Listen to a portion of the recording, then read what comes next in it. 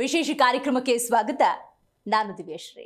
ಸಾಧಿಸೋ ಛಲ ಹೊಂದಿದ್ರೆ ಜಗತ್ತನ್ನೇ ಗೆಲ್ಲಬಹುದು, ಜಗತ್ತಿನ ಜೊತೆಗೆ ಜನರ ಮನಸ್ಸನ್ನು ಕೂಡ ಗೆಲ್ಲಬಹುದು ಅನ್ನೋದಕ್ಕೆ ಇವತ್ತು ನಮ್ಮ ಕಾರ್ಯಕ್ರಮದಲ್ಲಿರುವಂತಹ ರವಿ ಪೂಜಾರಿ ಅವರೇ ಸಾಕ್ಷಿ. ಕಡು ಕಷ್ಟದ ಜೀವನ, ಆದರೆ ಧೃತಿಗೆಡಲಿಲ್ಲ. ಆರ್ಥಿಕವಾಗಿ, ಸಾಮಾಜಿಕವಾಗಿ, ಆಧ್ಯಾತ್ಮಿಕವಾಗೂ ಕೂಡ ನಿರಂತರ ಸಾಧನೆಯಲ್ಲಿರುವಂತಹ ರವಿ ಪೂಜಾರಿ ಅವರು ಇವತ್ತು ಸ್ವತಃ ನಮ್ಮ ಕಾರ್ಯಕ್ರಮದಲ್ಲಿದ್ದಾರೆ. ಸರ್, ಕಾರ್ಯಕ್ರಮಕ್ಕೆ ಸ್ವಾಗತ. ನಿಮಗೆ ಕಷ್ಟ ಅನ್ನೋದು ಎಲ್ರಿಗೂ ಇರುತ್ತೆ ಸರ್, ಆದರೆ ಸಾಧಿಸೋ ಛಲ ಇರಬೇಕು, ಗುರಿ ಒಂದನ್ನು ಇಟ್ಕೋಬೇಕು. ನೀವು ಜಗತ್ತನ್ನೂ ಗೆದ್ರಿ, ಜೊತೆಗೆ ಜನರ ಮನಸ್ಸನ್ನು ಕೂಡ ಗೆದ್ದಿದ್ದೀರಿ. ಏನು ಪ್ರೇರಣೆ ಅಂತ? ಪ್ರೇರಣೆ ಅಂದರೆ ಮೇಡಮ್ ಏನಿಲ್ಲ, ನನಗೆ ಒಂದೇನಾಗಿತ್ತು ಅಂತಂದರೆ, ನಮ್ಮ ಬಾಲ್ಯದ ಜೀವನ ಭಾಳ ಹೀನಾಯವಾಗಿರ್ತಕ್ಕಂಥ ಜೀವನ ನಮ್ಮದು. ನಮ್ಮ ತಂದೆ ತಾಯಿಯವರು ಬೇರೆಯವರ ಹೊಲವನ್ನು ಉಳಿಮೆ ಮಾಡಿ ಬದುಕುವಂಥ ಕುಟುಂಬ, ಭಾಳ ಅತ್ಯಂತ ಕಡು ಬಡತನದ ಕುಟುಂಬ. ಹೀಗಾಗಿ ಆ ಕುಟುಂಬದಲ್ಲಿ ಜನಿಸಿದ ನಾನು, ನಂದೊಂದು ಹುಟ್ಟಿನಿಂದ ಒಂದು ಕನಸಿತ್ತು.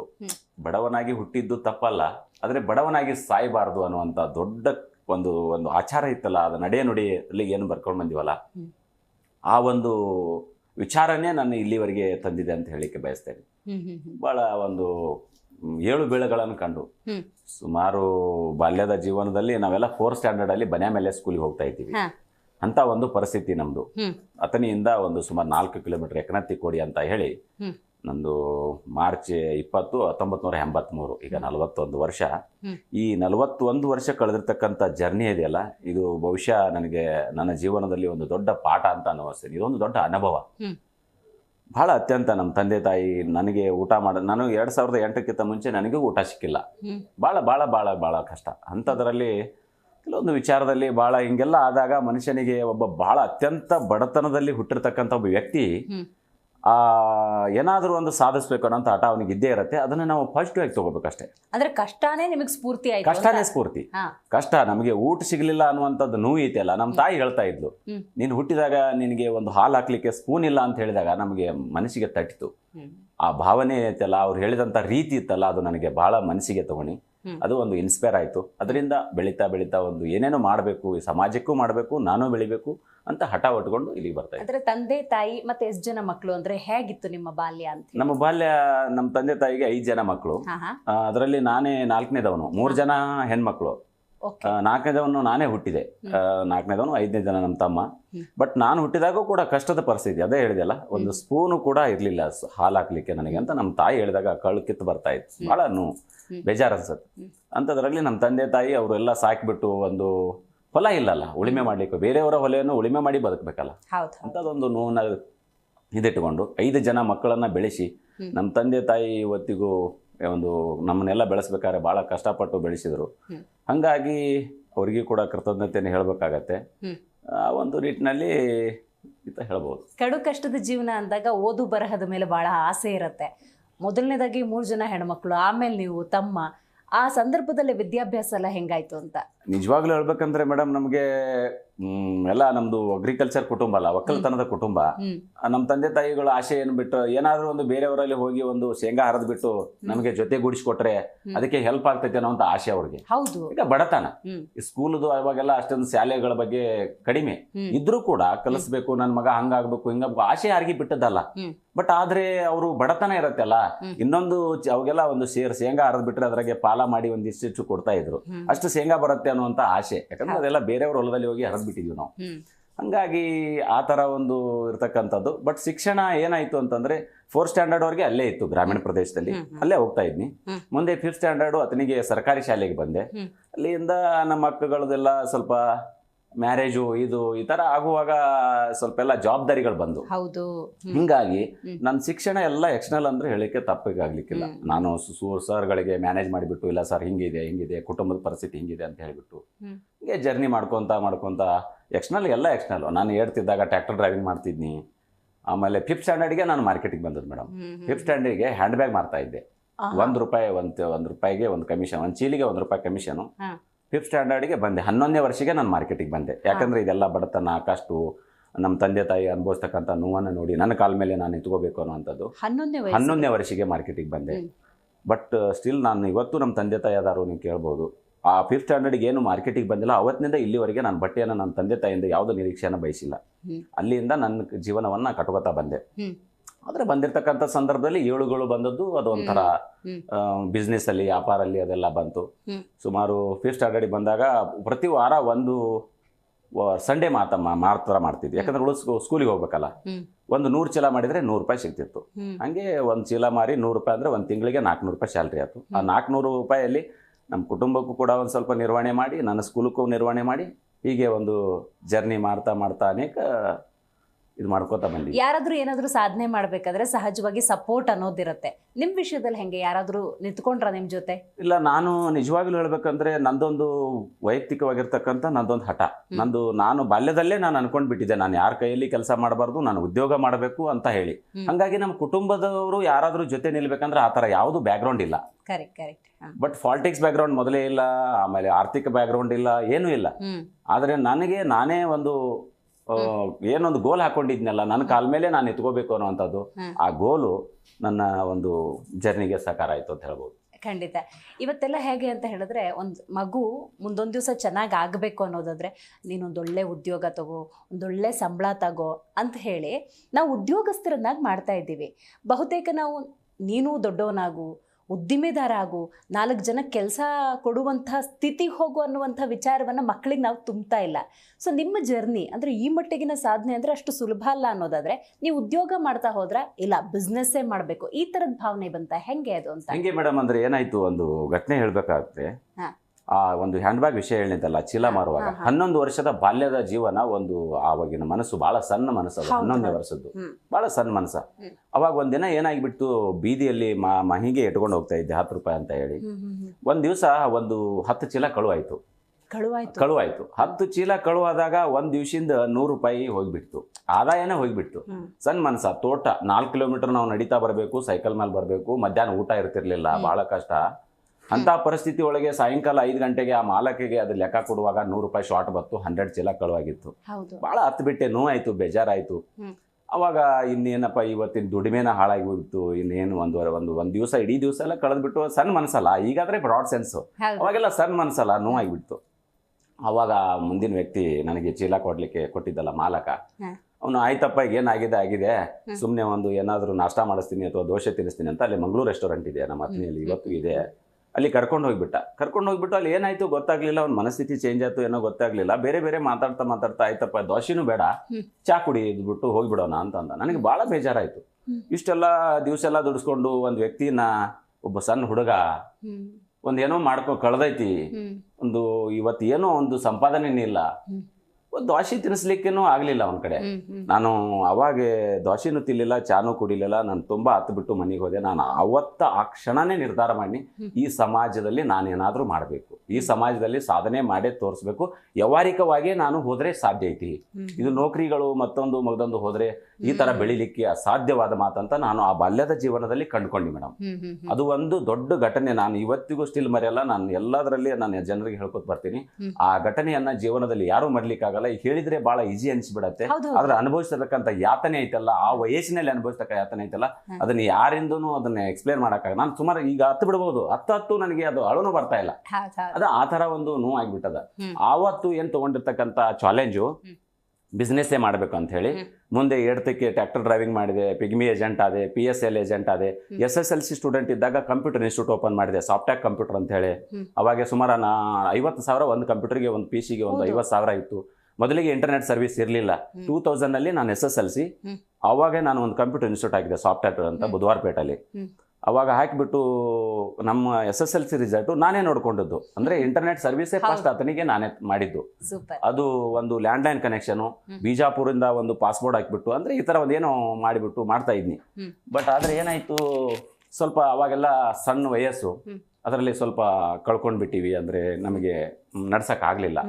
ಮುಂದೆ ಅದನ್ನು SCOT ಅದನ್ನ ಕನ್ವರ್ಟ್ ಮಾಡಿ, ಎಜುಕೇಷನ್ ಸೆಂಟರ್ ಅದು ಕನ್ವರ್ಟ್ ಮಾಡಿ, ಹಿಂಗೆಲ್ಲ ಮಾಡಿದ್ರು ಕೂಡ ನನಗೆ ಅದು ನಿಭಾಯಿಸ್ಲಿಕ್ಕೆ ಆಗಲಿ. ಯಾಕಂದ್ರೆ SSLC ಅಂದರೆ ಸುಮಾರು 16 ವರ್ಷ. ಅವಾಗ ಅಷ್ಟೊಂದು ಮಾಡ್ಲಿಕ್ಕೆ ಆಗಲಿಲ್ಲ. ಸುಮಾರು ಹೊರೆ ಆಯಿತು, ಸಾಲದ ಹೊರೆ ಆಯಿತು, ದೇಣೆ ಮಾಡ್ಕೊಂಡಿವಿ. ಬಟ್ ಒಂದು ಇದ್ದ ಬೈಕನ್ನು ಮಾರಿನಿ. ಐ ಥಿಂಕ್ ಅಂತೀನಿ 2000ದಿಂದ 2005ವರೆಗೆ ಒಂದು ಚೆನ್ನಾಗಿತ್ತು. 2003, 4, 5ವರೆಗೇನು ಮಾರ್ಕೊಂಡ್ಬಿಟ್ಟೆ. 2004, 5 to 2008 ನಾನು ಕಳೆದಿರ್ತಕ್ಕಂಥ ಅತನಿಯಲ್ಲಿ ನಾನು ಅನುಭವಿಸ್ತಕ್ಕಂಥ ಯಾತನೆ ಜೀವನದಲ್ಲಿ ಬೇರೆ ಯಾರಾಗಲಿ. ನನ್ನ ಜಾಗದಾಗ ಬೇರೆ ಯಾರು ಇದ್ರೆ ಏನಾದ್ರೂ ಮಾಡ್ಕೊಂಡ್ ಬಿಡ್ತಿದ್ರು.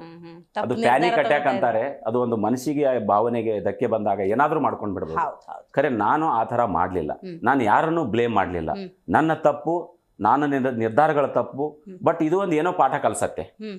ಆ ಒಂದು 3 ವರ್ಷದ ಜರ್ನಿ ನನ್ನ ಜೀವನದಲ್ಲಿ ಅದ್ಭುತವಾಗಿರ್ತಕ್ಕಂಥ ಪಾಠವನ್ನು ಕಲಿಸ್ತು. ನಮ್ಮ ಜೀವನಕ್ಕೆ ನಮ್ದೇ ಆಗಿರ್ತಕ್ಕಂಥ ಟೈಮ್ ಸೆನ್ಸು, ಟೈಮ್ ಟೇಬಲ್ ಹಾಕೋಬೇಕು. ನಾವ್ ಇಷ್ಟು ಗಂಟೆ ಕೇಳ್ಬೇಕಂದ್ರೆ ಅಷ್ಟು ಗಂಟೆಗೆ ಮಸ್ಟ್ ಅಂಡ್ ಶುಡ್ ಬಿ ಹೇಳಬೇಕು. ನೀವು ಕಣ್ಣು ಒರೆಸ್ಕೋತೀರಿ 10 ನಿಮಿಷ ಲೇಟ್ ಅಂದ್ರೆ ಅದಾಗಲ್ಲ. ಕನಸು ಕಾಣೋದು ನಿಜ, ಆ ಕನಸನ್ನ ಸಕಾರ ಮಾಡ್ಕೊಳ್ಳೋದೈತಲ್ಲ, ಅದು ನಮ್ದೇ ಆಗಿರ್ತಕ್ಕಂಥ ಟ್ಯಾಲೆಂಟ್ ಬೇಕು, ನಮ್ದೇ ಬುದ್ಧಿಶಕ್ತಿ ಬೇಕು, ನಮ್ಮ ವಿಚಾರಗಳು, ನಮ್ಮ ಆಲೋಚನೆಗಳ ಇಲ್ಲಿಗೆ ತರತ್ತೆ. ನನಗೆ ತುಂಬಾ ಕುತೂಹಲ ಆಗ್ತಾ ಇದೆ. ನಿದ್ದೆ ಎಷ್ಟೊತ್ತು ಮಾಡ್ತೀರಾ ಹಂಗಾದ್ರೆ? ನಿದ್ದೆ ಮೇಡಮ್, ಇತ್ತೀಚಿನ ದಿನಗಳಲ್ಲಿ ನಾನು ಬೆಳವಣಿಗೆ ಆದ ನಂತರ ಸ್ವಲ್ಪ ಬಿಸ್ನೆಸ್ ಅಲ್ಲಿ, ಅಂದ್ರೆ ಈಗ ನೀವು ಬಿಸ್ನೆಸ್ ಅಂತ ಕೇಳಿದ್ರಲ್ಲ, ಮುಂದೆ ಬಂದು ಈಗ ಎಲ್ಲ ಕೆಲಸ ಮಾಡ್ತಾ ಮಾಡ್ತಾ ಒಂದು ಇದನ್ನ ಬಿಲ್ಡಿಂಗ್ ಕನ್ಸ್ಟ್ರಕ್ಷನ್ ಬಿಲ್ಡರ್ಸ್ ಅಂತ ಬರುತ್ತೆ. ನಮ್ದು RSP ಲ್ಯಾಂಡ್ ಡೆವಲಪರ್ಸ್. ಮುಂದೆ ಏನಾಯ್ತು, ನಾನು ರವಿಶಂಕರ್ ಪೂಜಾರಿ ಇದನ್ನೇ RSP ಅಂತ ಮಾಡ್ಕೊಂಡು ಈಗ RSP ಗ್ರೂಪ್ಸ್ ಅಂತ ಮಾಡಿದ್ದೀನಿ. ಅದರಲ್ಲಿ ಸುಮಾರು ಕೆಲಸಗಳು ಬರುತ್ತೆ. ನಾನು ಹೇಳ್ತೀನಿ ನಿಮಗೆ. RSP ಮೊದಲು ಬಿಲ್ಡಿಂಗ್ ಕನ್ಸ್ಟ್ರಕ್ಷನ್ ಸ್ಟಾರ್ಟ್ ಮಾಡಿದೆ. ಆ ಬಿಲ್ಡಿಂಗ್ ಕನ್ಸ್ಟ್ರಕ್ಷನ್ ಅಲ್ಲಿ ಒಂದು ಪ್ಲಾಟು ತಗೊಂಡ್ಬಿಟ್ಟು ಕಟ್ಟಿ ಅದನ್ನು ಒಂದು ಮಾರಾಟ ಮಾಡೋದು, ಸಮಥಿಂಗ್ ಅಮೌಂಟ್ ಬರುತ್ತೆ. ಅದ್ರಾಗೆ ಸುಮಾರು ಜನರಿಗೆ ಕೆಲಸ ಕೊಡೋದು. ಆಮೇಲೆ ಮುಂದೆ ಒಂದು ಬಟ್ಟೆ ಮಳಿಗೆ ಮಾಡಿದೆ, RSP ಟೆಂಟ್ಸ್ ಕಲೆಕ್ಷನ್ ಅಂತೇಳಿ ಒಂದು ಬಟ್ಟೆ ಮಳಿಗೆ. ಅಲ್ಲಿ ಒಂದು ಸುಮಾರು 18 ಜನ ಕೆಲಸ ಮಾಡ್ತಾರೆ. ಅದು ಒಂದು ನಮ್ಮ ಓಪನ್ ಏರಿಯಾದಾಗ ಐತಿ. ಅದು ಒಂದು ಬಟ್ಟೆ ಮಳಿಗೆ ಸ್ಟಾರ್ಟ್ ಮಾಡಿದ್ವಿ. ಈಗ ಹೊಸದಾಗಿ ಒಂದು RSP ಬಿಗ್ ಟ್ರೆಂಡ್ಸ್ ಅಂತ ಒಂದು ಮಾಡ್ತಾ ಇದ್ದೀವಿ. ಅಲ್ಲಿ ಕೂಡ ಸುಮಾರು ಈ ಮುಂದಿನ ವರ್ಷ ಅನ್ಸತ್ತೆ ನನಗೆ ಒಂದು ಮಾಲ್ ಅಂತ ಇದೆ. ಗ್ರೌಂಡ್ ಫ್ಲೋರ್ ಒಂದು 10,000, ಮೇಲ್ಗಡೆ ಒಂದು 10,000, ಒಂದು 20,000 ಸ್ಕ್ವೇರ್ ಫುಟ್ ಅಲ್ಲಿ ಆ ಉದ್ಯೋಗ ಸ್ಟಾರ್ಟ್ ಆದ್ರೆ ಸುಮಾರು 200 ಜನರಿಗೆ ನಾ ಕೆಲಸ ಕೊಡ್ಬೋದು. ಅದು ಒಂದಿದೆ. ಮತ್ತೆ ಮುಂದೆ ಈಗ ಒಂದು PU ಕಾಲೇಜ್ ಒಂದು ಮಾಡ್ತಾ ಇದ್ದೀನಿ, ಆರ್ಟ್ಸ್ ಸೈನ್ಸ್ ಕಾಮರ್ಸ್ ಅಂತ ಹೇಳಿ PU ಕಾಲೇಜು. ಅದು ಮುಂದಿನ ವರ್ಷ ಸ್ಟಾರ್ಟ್ ಆಗ್ಬಹುದು. ಅಂದ್ರೆ ಹಿಂಗ RSP ಗ್ರೂಪ್ ಅಲ್ಲಿ RSP ಅನ್ನದಾಸೋಹ, RSP ಆಂಬುಲೆನ್ಸ್ ಸರ್ವಿಸು, ಆಮೇಲೆ RSP ಬಟ್ಟೆ ಮಳಿಗೆ, RSP big trends, RSP land developers, ಹಿಂಗೆ ಸುಮಾರಾಗಿ ಅಂತ RSP ಫಾರ್ಮ್ ಹೌಸು, ಹಿಂಗೆ ಎಲ್ಲ ಒಂದು ಯೋಚನೆಗಳು ಬಂತು. ಹಿಂಗೆ ಎಲ್ಲ ಒಂದು ಕಟ್ಕೊಂಡ್ಬಿಟ್ಟು ನಾ RSP ಗ್ರೂಪ್ಸ್ ಅಂತ ಯಾಕೆ ಮಾಡ್ಬೇಕು ಅಂತಂದ್ರೆ, ನಂದೊಂದು ವೈಯಕ್ತಿಕ ವಿಚಾರ. ನನ್ನಲ್ಲಿ ಯಾರು ಎಂಪ್ಲಾಯೀಸ್ ಕೆಲಸ ಮಾಡ್ತಾರಲ್ಲ ನನ್ನ ಕಡೆ, ಬಹಳ ಚೆನ್ನಾಗಿ ನೀಟಾಗಿ ಅವರು ಕಷ್ಟ ಸುಖವನ್ನ ನೋಡಿ ಕೆಲಸಕ್ಕೆ ತಗೋತೀನಿ ನಾನು. ಯಾರೋ ಬರ್ತಾರೋ ಅವ್ರದ್ದು ಕ್ವಾಲಿಫಿಕೇಶನ್, ಅವ್ರ ಹಿನ್ನೆಲೆ ನೋಡಿ, ನಾನು ಕಾಸ್ಟ್ ನೋಡಿ ಯಾವತ್ತೂ ಕೆಲಸಕ್ಕೆ ತಗೊಂಡಿಲ್ಲ. ಅವ್ರ ಕ್ವಾಲಿಫಿಕೇಶನ್, ಅವ್ರ ಜಾತಿಯನ್ನ ಕೇಳಿ ಎಂದು ಕೆಲಸಕ್ಕೆ ತಗೊಂಡಿಲ್ಲ. ಅವ್ರ ಆರ್ಥಿಕ ಪರಿಸ್ಥಿತಿಯನ್ನು ನೋಡಿ ಕೆಲಸಕ್ಕೆ ತಗೊಂಡಿದ್ದೀನಿ. ಅದು ದೇವರು ಮೆಚ್ಚಿದಾನೆ ಅಂತ ನನಗೆ ಅನ್ಸತ್ತೆ. ನನ್ನ ಹತ್ತಿರ ಏನಾದ್ರೂ ಆ ಭಗವಂತ ಕೊಟ್ರೆ, ನಾನೇನಾದ್ರೂ ಆದ್ರೆ, ನಾನು ಸಾರ್ವಜನಿಕವಾಗಿ 100% ಮೊಟ್ಟ ಮೊದಲಿಗೆ ಮಾಡೋದು ಹಸಿದವರ ಹೊಟ್ಟೆ ತುಂಬಿಸಬೇಕು. ಅದಕ್ಕಾಗಿ ನಾನು ಈಗ ಪ್ರತಿನಿತ್ಯವೂ ಸುಮಾರು 1 ವರ್ಷಗಳ ಕಾಲ ಆಯಿತು ನಂದೇ ಮನೆ ಮುಂದ್ಗಡೆ ಒಂದು ನಂದು ಹೇಳಿದ್ರೆ ಇದು ಕಿಸ್ಸೊತ್ತೆ ಅನ್ಸತ್ತೆ. ನಾನು 2008ಕ್ಕಿಂತ ಮುಂಚೆ 1 ಸ್ಕ್ವೇರ್ ಫುಟ್ ನನ್ನ ಜಾಗ ಇರಲಿಲ್ಲ. ಆದರೆ ಇವಾಗ ನನ್ನ ಮನೆ ಮುಂದ್ಗಡೆ 15,000 ಸ್ಕ್ವೇರ್ ಫುಟ್ ಅಲ್ಲಿ ಗಾರ್ಡನ್ ಐತಿ ನನ್ನ ಮನೆ ಮುಂದ್ಗಡೆ.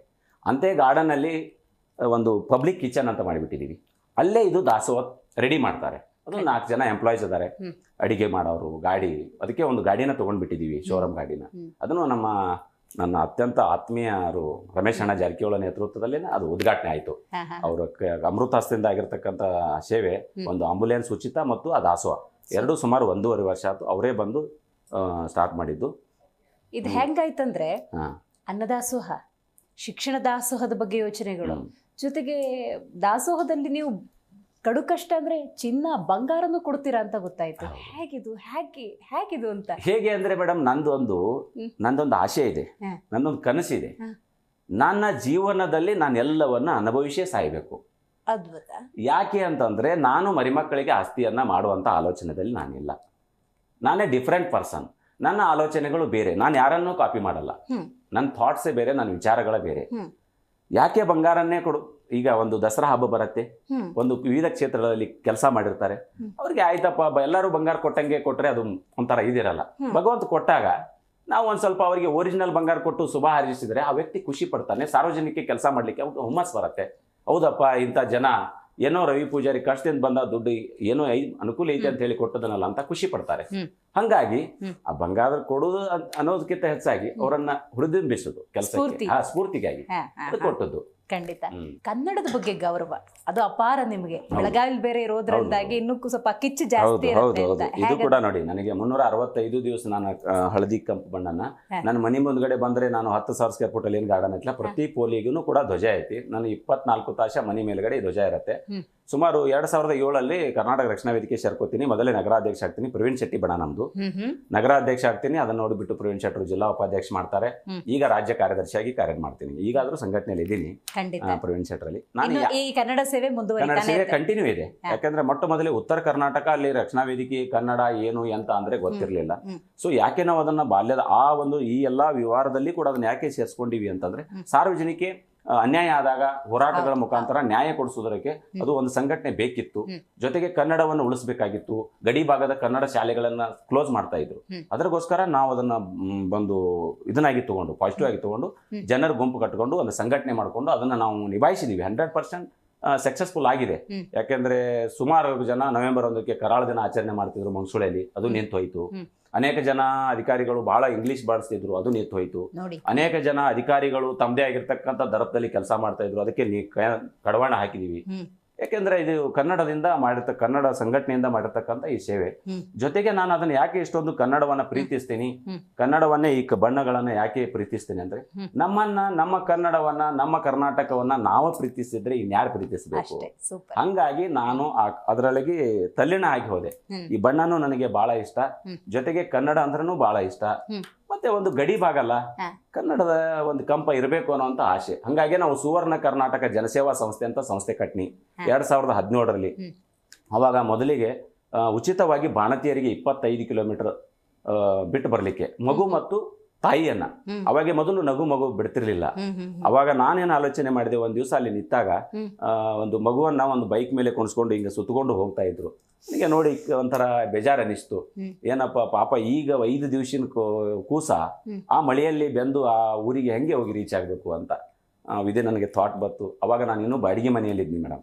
ಅವಾಗೆ ನಾನು ಒಂದು ಆಂಬುಲೆನ್ಸ್ ಕೊಟ್ಟಿದ್ದು. ಅವಾಗೆ ಫ್ರೀಯಾಗಿ 25 ಕಿಲೋಮೀಟರ್ ಅವಾಗ ಬಾಡಿಗೆ ಮನೆ ಒಳಗಿದ್ನಿ.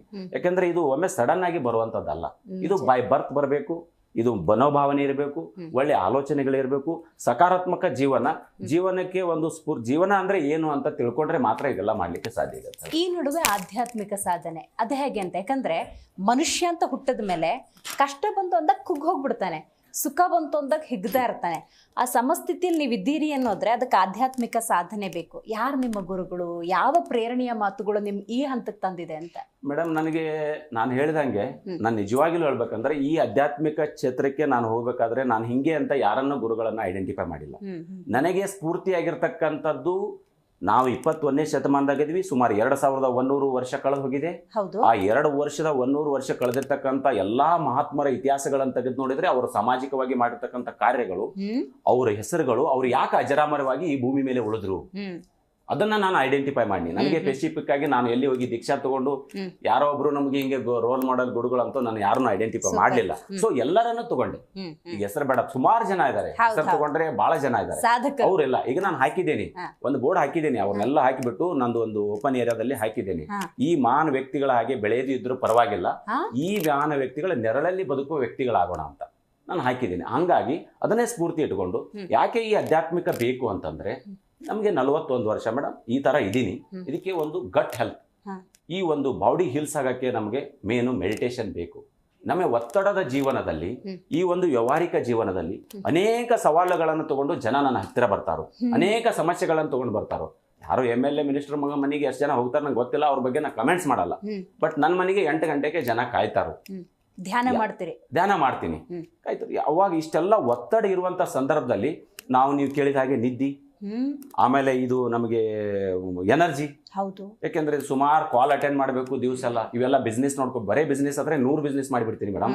ಆದ್ರೆ ಸಾರ್ವಜನಿಕ ಸೇವೆಯಲ್ಲಿ ಒಂದು ಜನರಿಗೆ ಸಂದೇಶಗಳನ್ನು ಕೊಟ್ಟು ಅವರಿಗೆ ಪರಿಹಾರನ ಕೊಡೋದು ಅಥವಾ ಅವರಿಗೆ ಸಲಹೆಗಳನ್ನು ಕೊಡೋದು, ಅವ್ರ ಸಮಸ್ಯೆಗಳನ್ನು ಬಗೆಹರಿಸೋದು, ಇದೊಂದು ದೊಡ್ಡ ಸವಾಲಿದೆ. ಅವ್ರ ಸಮಸ್ಯೆ ನಿಮ್ ಸಮಸ್ಯೆ ಅನ್ಕೋಬೇಕು. ನಾನು ಬೇರೆದವರಾದ್ರೆ ಏನೋ ಒಂದು ಹೇಳಿ ಕಳಿಸ್ಬಿಡ್ತಾರೋ, ನನ್ನ ಹಂಗಲ್ಲ. ನಮ್ಮಲ್ಲಿ ಫಾಲೋ ಅಪ್ ಮಾಡ್ತೀವಿ ಮೇಡಮ್. ಯಾರು ಸಮಸ್ಯೆಗಳನ್ನು ತಗೊಂಡ್ ಬರ್ತಾರೆ, ರೈಟ್ ಮಾಡ್ಕೋತಾರೆ, ನೋಟ್ ಮಾಡ್ಕೋತಾರೋ ಅವ್ರು ನಾವು ಫಾಲೋ ಅಪ್ ಮಾಡ್ತೀವಿ. ಆ ಕೆಲಸ ಆದ್ಮೇಲೆ ಅವ್ರಿಗೆ ಹೇಳ್ತೀವಿ. ಇದು ಒಂದು ಪರ್ಫೆಕ್ಟ್ ಆಗಿ ನಮ್ಗೆ ನೀಗಿದ್ರೆ ಮಾತ್ರ ಹೇಳ್ತೀವಿ, ಇಲ್ಲಾಂದ್ರೆ ಇದು ನಮ್ಮ ಕಡೆಯಿಂದ ಆಗಲ್ಲ, ಸುಮ್ಮನೆ ನೀವು ಅಲಿಬ್ಯಾಡ್ರಿ ಅಂತ ಹೇಳ್ತೀವಿ. ಇದನ್ನೆಲ್ಲ ಮಾಡುವಂತ ಸಂದರ್ಭದಲ್ಲಿ ನಮಗೆ ಎನರ್ಜಿ ಬೇಕು, ಒಂದು ಮೆಂಟಲಿ ಶಾಂತ ಆಗಿರ್ಬೇಕು ಅಂದ್ರೆ ಮಸ್ಟ್ ಅಂಡ್ ಶುಡ್ ಬಿ ನಮಗೆ ಧ್ಯಾನ ಬೇಕು ಮೇಡಮ್. ಹಂಗಾಗಿ ನಾನೇನ್ ಮಾಡಿದೆ, ಇವತ್ತಿನ ಯುವ ಪೀಳಿಗೆಗೂ ಕೂಡ ನಾನು ಹೇಳಿಕ್ಕೆ ಬಯಸ್ತೇನೆ. ನಾವು ಸುಮಾರು, ನೀವು ನನಗೆ ಒಂದು ಉದಾಹರಣೆ, ನನಗೆ ಅನ್ಸಿದ್ದು ಹೇಳ್ತೀನಿ ಮೇಡಮ್. ನಾನು ಯಾರೆಂದು ಕಲ್ತಿಲ್ಲ, ಬುಕ್ಸ್ ಅಂತೂ ಓದಿಲ್ಲ, ನಾನು ಬುಕ್ಸ್ ಓದೋದು ನನಗೆ ಹವ್ಯಾಸವೂ ಇಲ್ಲ. ಬಟ್ ಜನರಲ್ ಆಗಿ ನಾನು ಏನು ಬರ್ತಾ ಒಂದು ಪಾಸಿಟಿವ್ ಥಿಂಗ್ಸ್ ಒಳಗೆ ಬರ್ತೀನಲ್ಲ, ಅವಾಗ ನಮಗೆ ಕೆಲವೊಂದು ಆಲೋಚನೆಗಳು ಬರುತ್ತೆ. ನಾನು ಅನ್ಕೊಂಡ್ಬಿಟ್ಟೆ, ನನಗೆ ಕೆಲವೊಂದು ಅನುಭವಗಳಾದಾಗ, ಸಾಯಂಕಾಲ ನಮಗೆ ಎನರ್ಜಿ ಜೀರೋ ಆದಾಗ, ಇದರಿಂದ ಎನರ್ಜಿ ಜೀರೋ ಆದಾಗ ನಮಗೆ ಎನರ್ಜಿ ಬೇಕು ಅಥವಾ ಏನಾದರೂ ಮಾಡಲಿಕ್ಕೆ ನಮಗೆ ಹುಮ್ಮಸ್ ಬೇಕು ಅಂತಂದ್ರೆ ನಾವು ಯಾವ ಹಾಸ್ಪಿಟ್ಲಲ್ಲಿ ಹೋದ್ರೂ ಪ್ರಪಂಚದಲ್ಲಿ ಅದಕ್ಕೆ ಮೆಡಿಸಿನ್ ಇಲ್ಲ, ಮದ್ದಿಲ್ಲ. ನೀವು ಇವತ್ತು ಲಕ್ಷ ಕೋಟಿ ಗಳಿಸಬಹುದು, 1000 ಕೋಟಿ ಗಳಿಸಬಹುದು, ಅಷ್ಟೆಲ್ಲ ದುಡ್ಡು ಕೊಡ್ತೀನಿ ಅಂದ್ರು ನೀವು ಹಿಂಗೆ ಇರ್ತೀರಿ ಅಂತಂದ್ರೆ ಆಗಲ್ಲ. ಅದಕ್ಕೆ ನಮಗ ಈ ಧ್ಯಾನನ ಬೇಕು, ಆಧ್ಯಾತ್ಮಿಕ ಬೇಕು, ಯೋಗನ ಬೇಕು. ಇದು ಬಹಳ ಇಂಪಾರ್ಟೆಂಟ್. ಅದರಿಂದ ನಮಗೆ ಎನರ್ಜಿ ಬೂಸ್ಟ್ ಆಗತ್ತೆ ಮೇಡಮ್. ಮತ್ತು ಜೊತೆಗೆ ನಮಗೆ ನಿದ್ದೆಯನ್ನ ಕಂಟ್ರೋಲ್ ಮಾಡಬಹುದು, ಜೊತೆಗೆ ಎನರ್ಜಿಯನ್ನು ಇಟ್ಕೋಬಹುದು, ಆರೋಗ್ಯವಾಗಿ ನಾವು ಬಾಡಿಯನ್ನ ಹಿಲ್ಸ್ ಮಾಡಬಹುದು. ತಮಗೆ ಗೊತ್ತಿರುವ ಹಾಗೆ ಮೇಡಮ್, ನನಗೆ ಅನುಭವ ಆಗಿದೆ. ನನಗೆ ಸುಮಾರು ಒತ್ತಡದ ಪರಿಸ್ಥಿತಿಯಲ್ಲಿ ನನಗೆ ಕೆಲವೊಮ್ಮೆ ತೊಂದರೆಗಳಾದಾಗ ನಾನು ಮಾಡಿದ್ದೇನೆ. ಧ್ಯಾನವನ್ನು ಮಾಡಿದಾಗ, ಸಾಮಾಜಿಕವಾಗಿ ಕಾರ್ಯಗಳನ್ನು ಮಾಡಿದಾಗ, ಈ ಸಾಮಾಜಿಕ ಕಾರ್ಯಗಳನ್ನು ಮಾಡಿದಾಗ ಜನ ಕೊಡುವಂತ ಪ್ರೋತ್ಸಾಹ ಐತಲ್ಲ ಮೇಡಮ್, ಅದು ಕೂಡ ಬಾಡಿ ಹಿಲ್ಸ್ ಆಗತ್ತೆ, ಅದು ಕೂಡ ಬಾಡಿ ಮೇಲೆ ಪರಿಣಾಮ ಬೀರುತ್ತೆ. ನಾನು ಇವತ್ತಿನ ಯುವ ಪೀಳಿಗೆಗೆ ಅದನ್ನೇ ಹೇಳಿಕೆ ಬಯಸ್ತೀನಿ. ಯಾಕೆಂದ್ರೆ ನೀವು ಸುಮ್ನೆ ದುಡ್ಡು ಮಾಡ್ಕೊಂಡು ಪ್ರಪಂಚದಲ್ಲಿ ಮೇಡಮ್ ಬಹಳ ಜನ ಅನ್ಕೊಂಡ್ಬಿಟ್ಟಾರೆ, ಬರೇ ಇದು ಕೆಲಸ ಮಾಡೋದು, ಮಕ್ಕಳನ್ನು ಸಾಕುವುದು, ಶಿಕ್ಷಣ ಕಲಿಯುವುದು ಇದೇ ಒಂದು ಜೀವನ ಅನ್ಕೊಂಡ್ಬಿಟ್ಟಾರು. ಇದನ್ನ ಹೊರತು ಇನ್ನೊಂದು ಜೀವನ ಐತಿ ಅನ್ನೋದು ಬಹಳ ಜನರಿಗೆ, ಇದು ಯುವ ಪೀಳಿಗೆಗೆ ಗೊತ್ತಾಗ್ತಾ ಇಲ್ಲ. ಅದಕ್ಕೆ ನಾನೇನ್ ಮಾಡ್ತಾ ಇದ್ದೀನಿ, ನಾ ಏನ್ ಹೇಳಕ್ ಹೊರಟೀನಿ ಅಂತಂದ್ರೆ, ಇದನ್ನು ಬಿಟ್ಟು ಒಂದು ಜೀವನ ಐತಿ. ನೀವು ಏನ್ ತಪ್ಪು ಮಾಡಿಬಿಡ್ತೀರಿ, ಏನೋ ಒಂದು ಆಯ್ತು ಅಂತ ಹೋಗಿ ಹಾಸ್ಪಿಟಲೈಸ್ ಆಗ್ತೀರಿ, ಅಲ್ಲಿ ಲಕ್ಷಗಟ್ಟಲೆ ಬಿಲ್ಲ ಸುರಿತೀರಿ, ಲಕ್ಷಗಟ್ಟಲೆ ದುಡ್ಡ ಕೊಡ್ತೀರಿ. ಆ ಲಕ್ಷಗಟ್ಟಲೆ ದುಡ್ಡ ಕೊಡೋ ಬದಲು ನೀವು ಸರಿಯಾದ ಸಮಯ ಕೇಳ್ರಿ, 5 ಗಂಟೆ ಕೇಳ್ರಿ, ಮೆಡಿಟೇಷನ್ ಮಾಡ್ರಿ, ಧ್ಯಾನ ಮಾಡ್ರಿ, ನಿಮ್ ಶರೀರ ಚೆನ್ನಾಗಿರುತ್ತೆ, ನಿಮ್ ಮಕ್ಕಳ ತಾಯಿನೂ ಖುಷಿ ಪಡ್ತಾರೆ. ಆ ₹1,00,000 ನೀವು ಸಾರ್ವಜನಿಕ ಕೊಟ್ಟಾಗ ಅವ್ರು ಕೊಡ್ತಕ್ಕಂತ ನಿಮಗೆ ಒಂದು ಏನು ಆಶೀರ್ವಾದ ಸಿಗತ್ತಲ್ಲ, ಎನರ್ಜಿ ಬೂಸ್ಟ್ ಆಗತ್ತೆ. ಹಿಂಗಾಗಿ ನೀವು ಎಲ್ಲರೂ ಕೂಡ ಒಂದು ಈ ಧ್ಯಾನನೂ ಕೂಡ ಬಹಳ ಇಂಪಾರ್ಟೆಂಟ್ ಐತೆ ಅಂತ ನಾನು ಕಂಡ್ಕೊಂಡ್ಬಿಟ್ಟು ನಾನೇ ಧ್ಯಾನ ಮಾಡ್ತಾ, ಒಂದು ಯೋಗ ಮಾಡ್ತಾ, ಪ್ರಾಣಾಯಾಮಗಳನ್ನು ಮಾಡ್ತಾ, ಫಿಸಿಕಲಿ ಕೂಡ ಆಕ್ಟಿವಿಟಿಯನ್ನು ಇಟ್ಕೊಂಡು ನಾನು ಇವತ್ತು ಏನೂ ಇಲ್ಲ ಮೇಡಮ್, 41 ವರ್ಷ ಹಿಂಗಿದ್ದೀನಿ, ಚೆನ್ನಾಗಿದ್ದೀನಿ. ಅದಕ್ಕೆ ಕಾರಣ ಏನು ಗೊತ್ತಾ, ಇಷ್ಟೆಲ್ಲ ಒತ್ತಡ ಇದ್ರೂ ಕೂಡ, ಇಷ್ಟೆಲ್ಲ ಸಮಸ್ಯೆಗಳು, ಎಷ್ಟೋ ಸವಾಲುಗಳು, ಸಾರ್ವಜನಿಕ ಸವಾಲುಗಳನ್ನು ಕೇಳಿದ್ರೆ ನಿಮಗಂತೂ ಗೊತ್ತಿದ್ದ ವಿಷಯ ಇರುತ್ತೆ. ನೂರಾರು ಇದು ಮಿರಾಕಲ್ ಪರ್ ಡೇ ಹೊಸ ಪ್ರಾಬ್ಲಮ್ಸ್ ಇರುತ್ತೆ. ಹಂಗಿರುವಂತ ಸಂದರ್ಭದಲ್ಲಿ ನಾವು ಈ ತರ ಮೆಡಿಟೇಷನ್ ಹೋದಾಗ ಅಲ್ಲಿ ಪಾಸಿಟಿವ್ ಎನರ್ಜಿ ಸಿಗತ್ತೆ, ಗಟ್ ಹೆಲ್ತ್ ಸಿಗತ್ತೆ, ಒಳ್ಳೆ ಎನರ್ಜಿ ಸಿಗತ್ತೆ ಅಂತ ಹೇಳ್ಬೋದು. ಖಂಡಿತ. ರಮೇಶ್ ಜಾರಕಿಹೊಳಿ ಅವ್ರ ಜೊತೆ ಆಗಾಗ ಗುರುತಿಸ್ಕೊಳ್ತಿರೋದ್ರಿಂದಾಗಿ ನಿಮ್ಮ ಸಮಾಜ ಸೇವೆ ಅನ್ನೋದ್ರ ಅಪ್ಗ್ರೇಡ್ ವರ್ಷನ ನಾವು ನೋಡ್ಬೋದಾ? ರಾಜಕೀಯಕ್ಕೆ ಏನಾದ್ರು ಬರೋ? ಇಲ್ಲ ಮೇಡಮ್, ನಾನು ಬಹಳ ಸ್ಪಷ್ಟವಾಗಿ ಹೇಳ್ಬೇಕಂದ್ರೆ, ರಮೇಶ್ ಅಣ್ಣ ಜಾರಕಿಹೊಳಿ ಅವರು ನಮ್ಮ ಲೆಕ್ಕಕ್ಕೆ ನಾನು ಒಂದು ಬಹಳ ಸ್ಪಷ್ಟವಾಗಿ ಹೇಳ್ತೀನಿ, ನಾನು ಅವ್ರ ಲೆಕ್ಕಿಗೆ ಯಾವ ತಪ್ಪಲಲ್ಲ. ಯಾಕೆಂದ್ರೆ ಅವರು ಬೆಳೆದಿರ್ತಕ್ಕಂಥ ರೀತಿ, ಅವ್ರ ರಾಜಕಾರಣ, ನಾ 7 ವರ್ಷ MLA ಆದವರು, ನಾವು ಸಂಘಟನೆಯಿಂದ ಬಂದವರು, ಈಗ 1 ವರ್ಷ ಅವ್ರ ಜೊತೆ ಕೂಡ್ಕೊಂಡಿದ್ದೀವಿ. ಆದರೆ ನಾನು ಭಾಳ ಮನಸ್ಸಿನಿಂದ ಹೇಳಕ್ ಬರ್ತೀನಿ, ರಮೇಶ್ ಅಣ್ಣ ಜಾರಕಿಹೊಳಿ ಅವರಿಗೆ ನಾವು ಯಾವ ಲೆಕ್ಕ ಅಲ್ಲ, ಒಂದು ಎಲಿನೂ ಅಲ್ಲ. ಆದರೂ ಒಂದು ನನಗೆ ಭಾಳ ಹೆಮ್ಮೆ ಮತ್ತು ಖುಷಿ ಆ ರಮೇಶ್ ಅಣ್ಣರ ಬಗ್ಗೆ. ಅಂದರೆ ಆ ವ್ಯಕ್ತಿ ಹಚ್ಕೊಳ್ಳೋಂಥ ರೀತಿ ಐತಲ್ಲ, ನಮ್ಮನ್ನ ಪ್ರೀತಿ ಅನ್ಸೋ ರೀತಿ ಐತಲ್ಲ, ಅದನ್ನ ನಾನು ಈ ರಾಜಕಾರಣದಲ್ಲಿ, ಈ ಪ್ರಪಂಚದಲ್ಲಿ ಯಾರನ್ನೂ ನೋಡಿಲ್ಲ. ಬಹಳ ಸರಳತೆ, ಬಹಳ ವಿಚಾರಗಳನ್ನ ಇಟ್ಕೊಂಡು, ಸಣ್ಣವ್ರು ಅನ್ನಂಗಿಲ್ಲ, ಏನನ್ನಂಗಿಲ್ಲ, ಅದೊಂದು ಪ್ರೀತಿ ಕೊಡ್ತಾರಲ್ಲ, ಆ ಪ್ರೀತಿಯಿಂದ, ಆ ಬಾಂಧವ್ಯದಿಂದ ಆಗಾಗ ನಮ್ಮ ಮನೆಗೆ ಬರ್ತಾ ಇರ್ತಾರೋ, ಅದೇ ನಾವು ಮಾತಾಡ್ತಾ ಇರ್ತೀವಿ, ಭೇಟಿ ಆಗ್ತಾ ಇರ್ತೀವಿ. ಆದರೆ ಅದರಿಂದ ನೀವು ಕೇಳಿರ್ತಕ್ಕಂಥ ನೆಕ್ಸ್ಟ್ ವರ್ಷನ ಅಂತ ಕೇಳಿದ್ರಲ್ಲ, ಅದು ಆ ತರ ಏನೂ ಇಲ್ಲ. ಆದ್ರೆ ಅವರು ನಮಗ್ ಪ್ರೀತಿ ಕೊಟ್ಟಾರ, ನಾವು ಅವರಿಗೆ ಪ್ರೀತಿ ಕೊಡ್ತೀವಿ. ಆದ್ರೆ ಒಂದ್ ಮಾತ್ರ ಹೇಳಕ್ ಬಿಡ್ತೀನಿ, ಅವಕಾಶ ವಂಚಿತ ಆಗಲ್ಲ, ಅವಕಾಶ ವಂಚಿತ ಮಾತ್ರ ಆಗಲ್ಲ. ಅಂದ್ರೆ ನಾನು ಬೇಕು ಅಂತ ಹಠ ಇಲ್ಲ. ನಂದು ಒಂದ್ ಏನ್ ಮೇಡಮ್, ನಂದೊಂದು ಪಾಲಿಸಿ ಏನಂದ್ರೆ, ಪರ್ಫೆಕ್ಟ್ ಆಗಿ ಕೆಲಸ ಮಾಡೋದು, ಗುರುತಿಸೋದು ಜನ. ಆ ತತ್ವ ಬದ್ಧತೆಯಲ್ಲಿ ನಾನು ಯಾವತ್ತಿಗೂ, ನಾನು ಜೀವನ ಇರುವವರೆಗೂ ಆ ಬದ್ಧತೆಯನ್ನು ಕಳ್ಕೊಳ್ಳೋದಿಲ್ಲ. ಯಾರೇ ಬಂದು 100 ಕೋಟಿ ರೂಪಾಯಿ ನಾನು ಮುಂದಿಟ್ಟು ಈ ತರ ಮಾಡಂದ್ರೆ ನಾ ಮಾಡಲ್ಲ. ಮುಂದಿನ ಗುರಿ ಹಂಗಾದ್ರೆ? ಈಗ ಮುಂದಿನ ಗುರಿ ಏನಿಲ್ಲ ಮೇಡಮ್, ನಂದೊಂದು ದೊಡ್ಡ ಕನಸು. ನನಗೆ ಎಂಪ್ಲಾಯೀಸ್ ಈಗ ಸುಮಾರು ಒಂದು 80ರಿಂದ 100 ಜನ.